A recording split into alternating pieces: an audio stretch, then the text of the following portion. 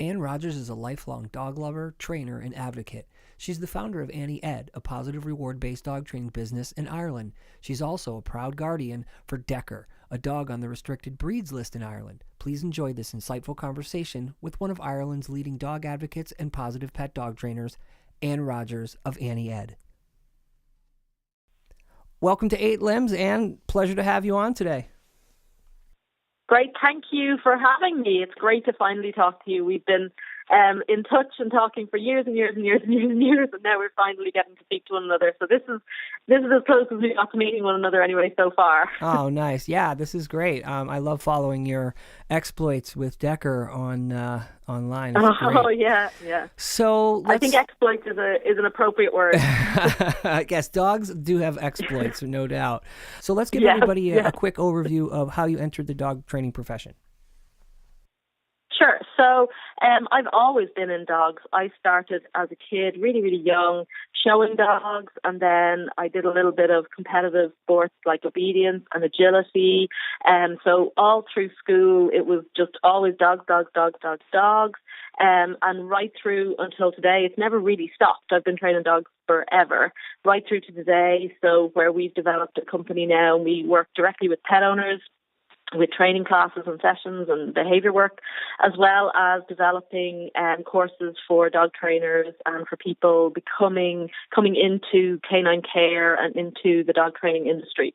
So it's always been there. I started out in, I suppose, what we might refer to as the dark ages of dog training, and it was many years before I started to become better and better educated about behaviour, and slowly began to become more understanding of, what we have as an established science of behaviour, and how we can apply that to helping pet dogs primarily, but any dog really. So that's kind of my story in the whole thing. I've never worked in any other industry. It's always been my job and my hobby, basically. So dogs. Wow, that's amazing. I wish I could say that.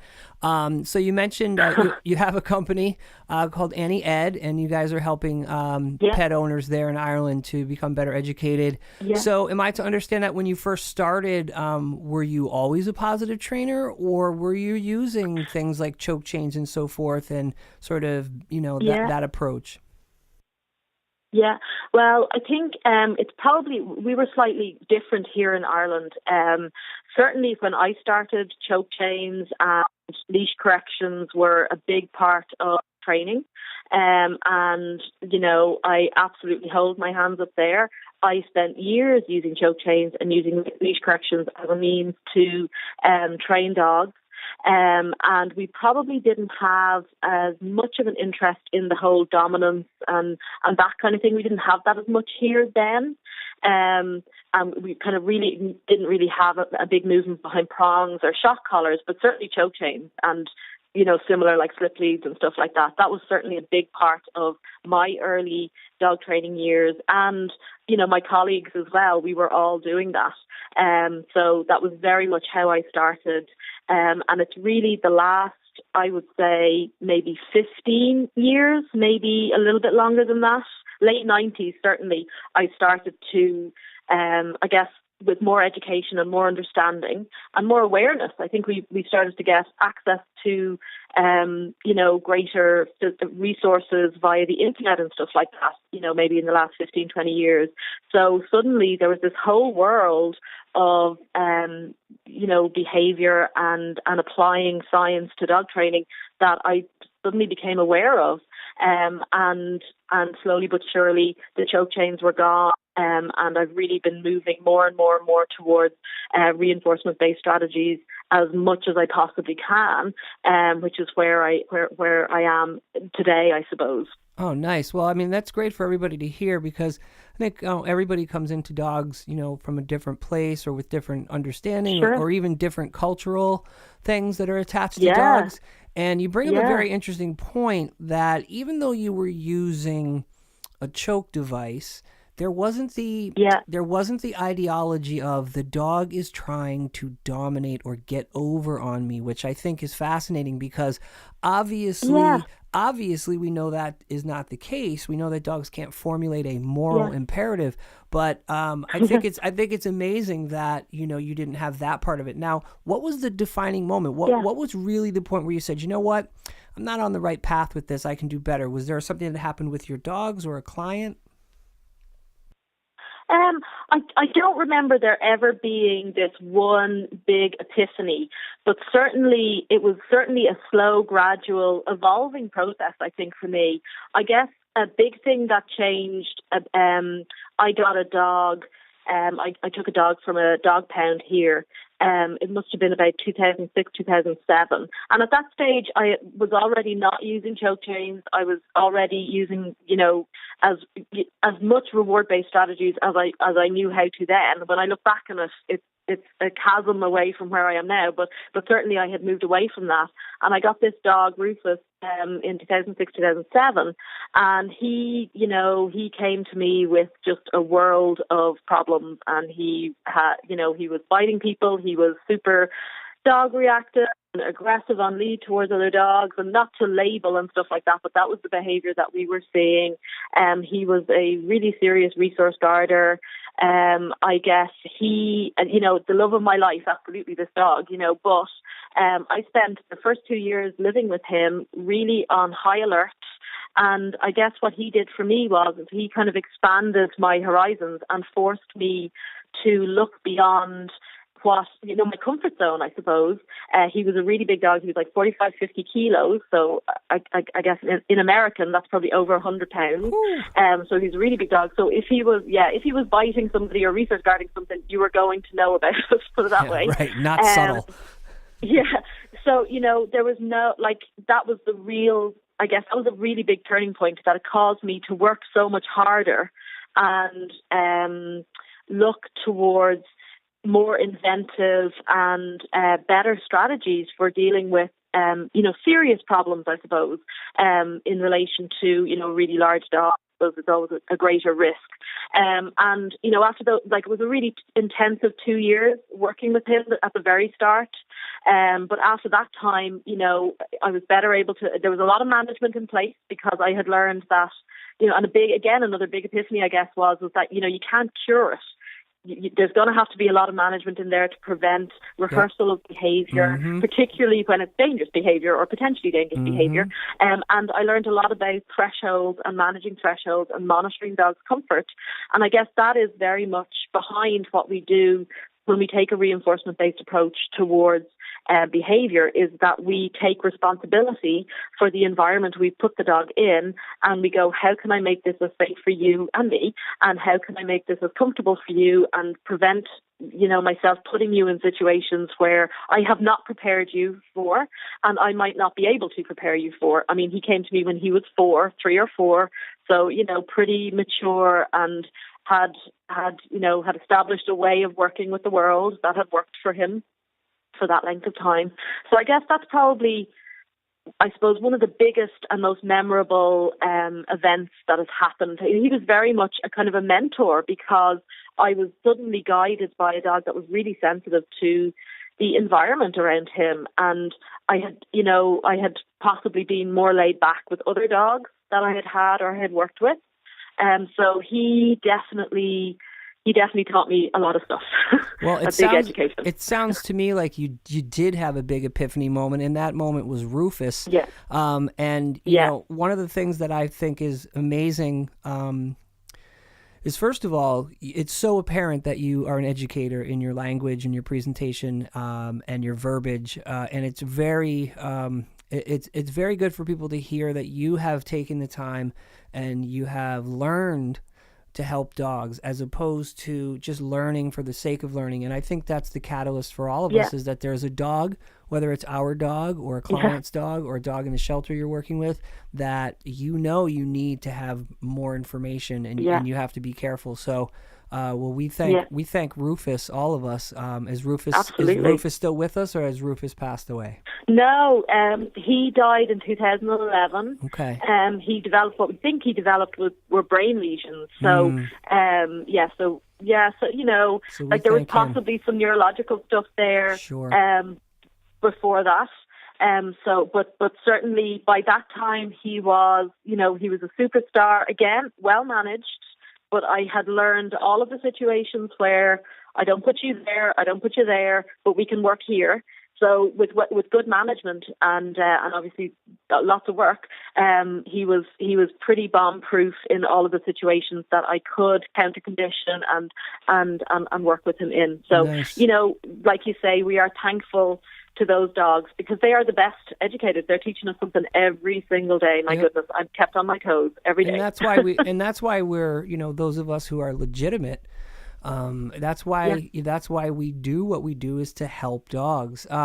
So now it seems like Ireland does parallel the States in the sense that in the last 15 to 20 years, there's been much more information via the internet. So obviously, whether you're a novice or a professional or you're looking to educate yourself about dogs, that you do have access. So now in Ireland, is there a divide between the pain trainers, those who choose to use choke chains, shock collars, etc., and positive trainers? Is there a divide there? What's the community like? Yeah, I mean, I don't think it's as defined as maybe it is in the States. And again, nowadays, I suppose the world is smaller. So we're much more aware of what's going on across the pond and what's going on in Europe and what's going on all over the place. But I don't think it's maybe as defined. I think I spend a lot of time researching and networking with people, both online and in person. And I think sometimes when we're in our little bubble and we're talking to trainers who maybe train like us, that we think that it's all that anybody is talking about. But certainly, I think among pet owners here, awareness would be pretty low, about there being any sort of divide between approaches. And I also think that amongst pet professionals here, awareness is pretty low. And that may or may not be replicated in the States or in other jurisdictions, but certainly that is my experience here, is that there would be a lower awareness maybe amongst a lot of pet professionals, maybe not dog trainers, but other pet professionals, in relation to there being other ways of doing stuff. We don't have to do stuff the way we've always done it. And I think that's maybe a little bit slower to reach a lot of the areas here. And that certainly would be my experience, definitely here. With that said, what's the biggest challenge when you're educating people about positive training? So whether they have, no experience and they've heard a bunch of stuff, or they've done things a certain way for many years, what have you found as an educator is your challenge when educating people? I think it's that initial raising awareness. I think that's the hardest thing. At AnyEd, we really are not about deepening divides, and we welcome everybody here, and we believe that through education we can do the best for pets and their people. And it's that raising awareness. It's helping people see, we don't have to do these things, and we can do better by dogs and by people. I mean, nobody wants to hurt their dog, nobody wants to be doing that. And I work with a lot of, I would say a lot of our behavior work that we get here have been through other training programs. And there's a lot of relief when people are told, you know what, we're just gonna manage the situation. We're going to give them a little bit of space from other dogs. You don't have to jerk him on the lead anymore. And there's such a relief when people are given an out, where they go, oh, okay, I can turn around and walk the other way, or I can have my food rewards ready, or I give them more distance. And people are relieved when they have those tools so that they can avoid, using maybe more physical, forceful strategies. But certainly the initial awareness, we would love to get people first time, so that we don't have to kind of fix what they may have gone through before. So certainly that initial awareness, and it needs to be, I suppose, consistent across pet professionals, from vets to groomers to pet shop staff to the whole shebang. Basically needs to be consistent in in that approach. And I guess that's really difficult. I find that really hard. Yeah, that's the hardest thing for me. I've actually had veterinarians recommend aversive approaches, and I've had people who, tried something because their friend said it worked. And I think that's the challenge for all of us legitimate dog trainers, is to sort of get the people to block out the static. I always tell my clients, look, if you're going to go to the internet, don't believe everything you read. And if you have a question, if there's something that's, concerning or it seems dangerous, email me and I can talk you through it. So it's important, as you said, to get people as soon as possible. And, even if they're first time dog owners and they don't have a lot of experience, at least you're working with a clean slate. Whereas it does, and sometimes it goes the other way. You get someone who's been in dogs for a while. They've had a number of dogs in their life, and they've got a comfort level that can help as long as they're willing to make those changes. So seems like we have the same challenges as professionals everywhere, is just getting people to the right information and then applying it. Now, your dog Decker, who we mentioned at the top of the show, who I absolutely adore, he's a pit bull. What is the prejudice like for bully breeds in Ireland? Well, just like everywhere else, we have pretty well established prejudice against this type of dog and their owners. I mean, it has to be mentioned that it's not just the dog that people form all sorts of conclusions about, but their owners as well. So as you know, one thing that generalizes really well is fear and fear mongering. So Ireland is not immune to those effects. We have BSL here, breed specific legislation here, that we call restricted breed legislation. And what this means is that there are 10 breeds of dog on this list under the Control of Dogs Act, came here in the 1990s. So dogs that look like these 10 breeds of dogs, they're crosses, mixed breeds of these dogs. Basically, there are restrictions surrounding the dog's activity in public. So what that means then is that dogs on that list must be on leash and muzzled in public and be handled by somebody over 16 years of age. So once you have BSL in a community, that very much reinforces people's stereotypes, I suppose. It's very easy for a person then to believe that they are more dangerous and they're all of the things, because it's reinforced at state level, I guess, that it's in legislation here. So it's not just the bull breed dogs that face that here. It's going to be this list of 10 breeds of dogs. So there's Staffordshire Bull Terriers, Amstaffs and Pit Bulls are on there, German Shepherd dogs, Rottweilers, Akitas, Dobermans, a whole array of pretty large breed dogs are on there, and that means that there's a well-established prejudice out there in our community here. And then you add in some media with a negative slant, and then people really take hold of that. Are there any groups working in Ireland, or do you have any groups there that are working to combat this prejudice?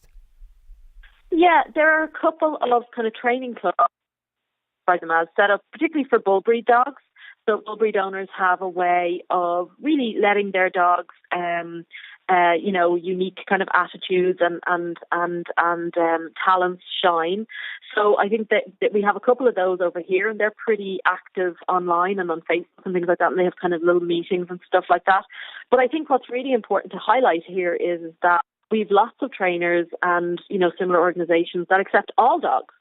And primarily the restricted breed dogs, first of all, I know there are breed differences and I know we've got breed-specific behaviour and we've got all those things, but, they are dogs. We need to get them out there. We need them to be seen behaving like other dogs with other types of dogs, doing what dogs do, sniffing and doing all the things. And I think there's, we've lots of trainers and we've lots of other organisations who are welcoming of all types of dogs.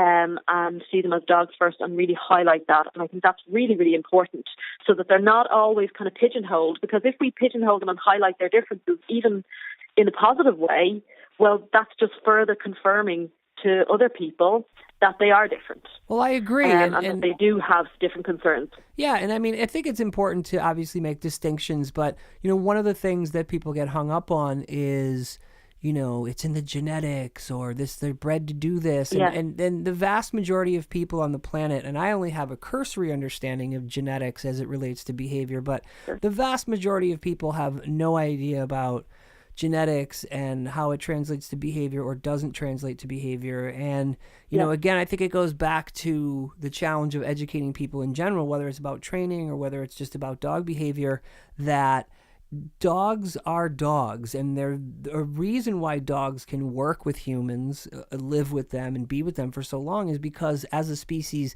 they do have phenomenal bite inhibition. They don't just lash out and grab you by the throat when you drop something on the floor or you go to pet them and they're scared. I mean, the vast majority of dog bites in America that are reported to emergency rooms, about 4.5 million a year. The CDC says these bites are on par with a kitchen accident or a playground accident where you might get a good slice or a bruise, but you're not going to lose a thumb or become disfigured. And just having people understand that, and and knowing that dogs don't want to hurt you, and they're not out to get you regardless of their breed. I think that goes across both the concerns of, well, how are we training dogs and teaching them and educating them? And can we do that safely without fear and pain? Yes. And how do we view dogs regardless of their breed, and what labels do we put on them, good or bad, and are they applicable? And, the bad labels are not applicable, and the good labels where they're accurate, that's fine. I mean, that's what certain breeds are more prone to do. If they're doing it, then great. If not, then that's where people have to learn that genetics aren't, a bullseye. They're a crapshoot.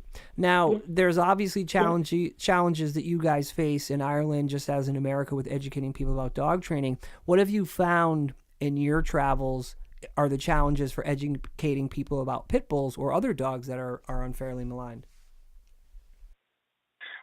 Pretty much the same as we have with dog training. It is that raising of awareness. It is, sometimes I don't think even realize that the labels that they are using are possibly doing further damage to the attitude that people have towards certain types of dogs. And again, both from the positive and negative side of things, that even describing dogs as tenacious, or describing dogs as using euphemisms to describe behavior. I think we have to be really, really careful with that. So sometimes I think there's a lack of awareness just about the language that we use, and, words matter. And even putting in the sentence, I often tell people, I say, even saying, my pit bull is not dangerous, just even having those two words, those two sensationalized words, dangerous and pit bull, in a sentence, even when you're saying they're not, is just further putting those connections together. So I think just very, very basic kind of awareness about how we talk about dogs and dog behavior in general. Because if we have a good general understanding of dog behavior, we will be able to have a much more balanced approach, sensationalized approach to describing behavior within particular breeds, or types of dog. So, I think it's just that very, very simple awareness, again, right across the board. I mean, I have had vets make comments about my type of dog, in terms of, these types of dogs are going to cause trouble in this way, that way, or the other. And I immediately know that that's going to colour how they treat and approach my dog in every respect from the get-go. And I immediately say, well, that's not the treatment that I want.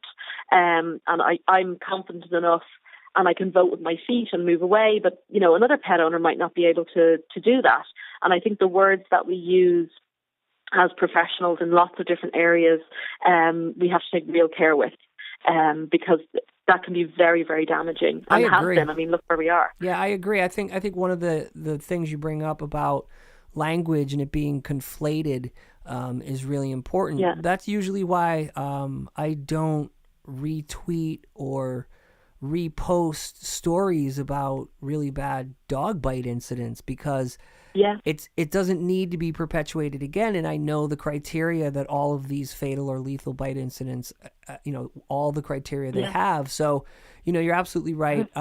You are a rock star. Your dog is a rock star, and everything you guys are doing for dogs at Annie Ed in Ireland is top notch. Love the fact that you're out here for dogs, especially in Ireland, because they obviously, just as everywhere in the world, we need educated, kind, smart people who have the proper knowledge to pass on to other professionals, be they vets or other trainers or clients or just people you meet. I'm sure in your travels with Decker, you've probably educated hundreds, if not thousands, of people in little ways and big ways. So thank you so much for being a guest on 8 Limbs. I look forward to speaking with you again in the future. And again, thank you for all the work you're doing for dogs. We really appreciate it. No, it's all. Thank you. All right, take care. Goodness, thank you too. Thanks a million. Talk to you soon.